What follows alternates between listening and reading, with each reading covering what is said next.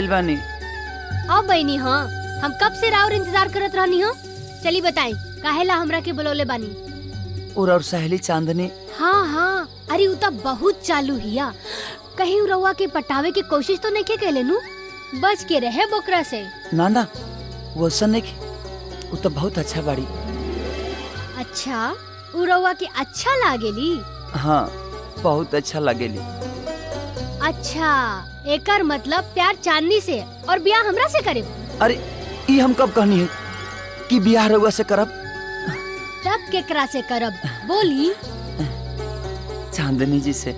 त जाई कहीं ओकरा से कि हम तोहरा से बियाह करे के चाहत बानी। ना ना, हम ही सब उनका से नहीं कह सकत। काहे? डर लागेला का? ना ना, डर काहे लागी? तब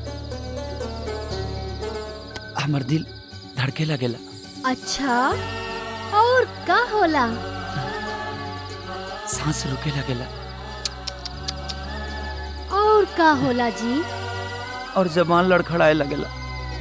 हमर बोलियो बंद हो जाला। तब कैसे रउआ ओकरा से कहे कि रउआ ओकरा से प्यार करेनी?